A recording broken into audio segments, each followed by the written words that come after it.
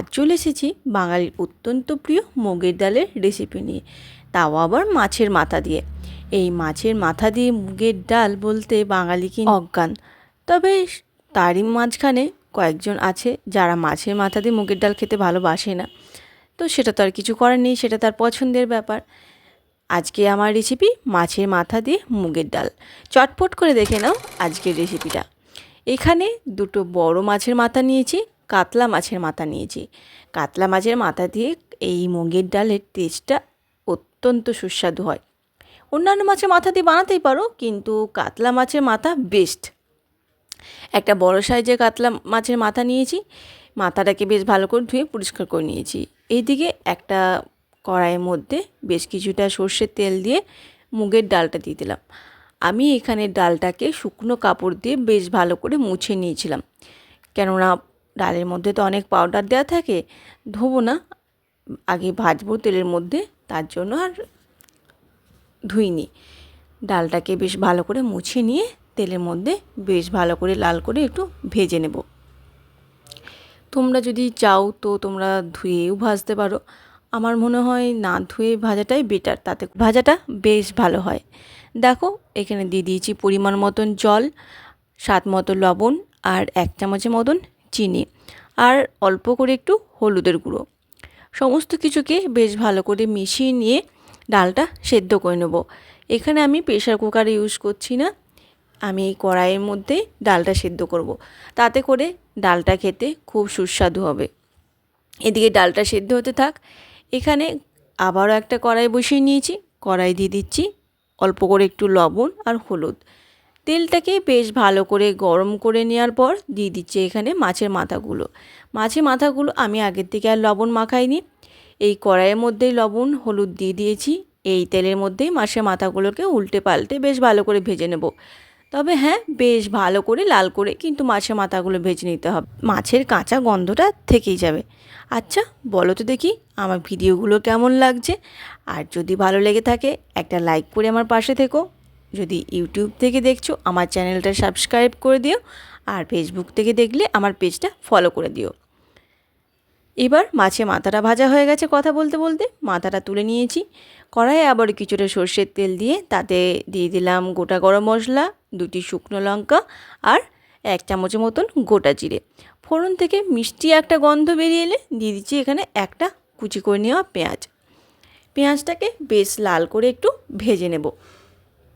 আর এই মাছের মাথা দিয়ে মুগের ডাল যদি থাকে তাহলে তো আর অন্য কোনো পদের প্রয়োজনই হয় না, এই মাছের মাথা দিয়ে মুগের ডাল দিয়েই ভাত খাওয়া হয়ে যায়। পেঁয়াজটা লাল করে ভেজে নেওয়া হয়ে গেছে। এরপর এখানে একটা কাঁচা লঙ্কা আমি কুচি করে নিয়েছি, সেই কাঁচা লঙ্কাটাই দিলাম। তোমরা তোমাদের প্রয়োজন মতন ঝালটা দেবে, আমি এখানে হালকা ঝাল দেব, তার জন্য একটা কাঁচা লঙ্কা দিয়েছি। আর একটা বড় সাইজের টমেটোকে দেখো ছোট্ট ছোট্ট কিউব করে কেটে নিয়েছি, সেই টমেটোটা দিয়ে দিয়েছি। আর অল্প করে একটু লবণ দিয়েছি, তাতে করে টমেটোটা খুব তাড়াতাড়ি গলে যাবে। এরপর ঢাকা দিয়ে দিলাম। এই দিকে দেখি ডালটা কতটা সেদ্ধ হয়েছে। এই দেখো ডালটা কিন্তু আমার সেদ্ধ হয়ে গেছে। এরপর এই ডালটা নামিয়ে রেখে দেব। কুকারে ডাল সেদ্ধ থেকে এইভাবে কড়াইয়ে সেদ্ধ করলে সেই ডালের টেস্ট অনেক বেশি হয়। এইদিকে টমেটোটা একটু দেখে নিই, টমেটোটা আরও একটু গলবে, একটু শক্ত শক্ত রয়েছে।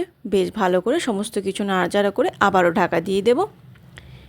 এখানে টমেটো কিন্তু সমস্ত কিছু গলে গেছে বেশ ভালো। এরপর দিয়ে দিলাম পেঁয়াজ আদা রসুনের পেস্ট। পেঁয়াজ আদা রসুনের পেস্টটাকে বেশ ভালো করে নাড়াচাড়া করার পর এখানে দিয়ে দেবো কিছু গুঁড়ো মশলা। এই রেগুলার যেমন হলুদের গুঁড়ো, একটু জিরে গুঁড়ো, 1/2 চামচের মতন ধনে গুঁড়ো, আর 1/2 চামচের মতন কাশ্মীরি লঙ্কার গুঁড়ো। আমি এখানে ঝালের জন্য কিন্তু একটা কাঁচা লঙ্কাই ব্যবহার করেছি, তোমরা তোমাদের প্রয়োজন মতন ঝালটা দিও। একটু বেশি ঝাল ঝাল হলে খেতে আরও বেশি ভালো লাগে।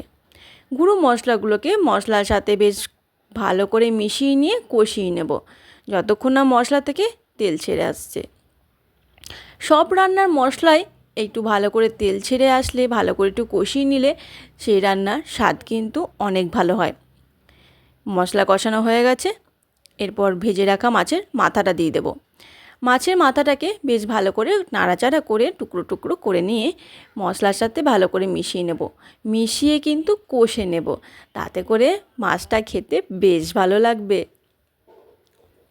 দেখো মাছটা ভেঙে চুড়ে নিয়েছি, গায়ে যতটা জোর থাকবে ততটা জোর দিয়ে মাছের মাথাগুলোকে একটু ভেঙে নেবে।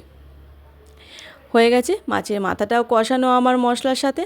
এরপর যে ডালটাকে সেদ্ধ করে রেখেছিলাম সেই সেদ্ধ করে নেওয়া ডালটা দিয়ে দিতে হবে।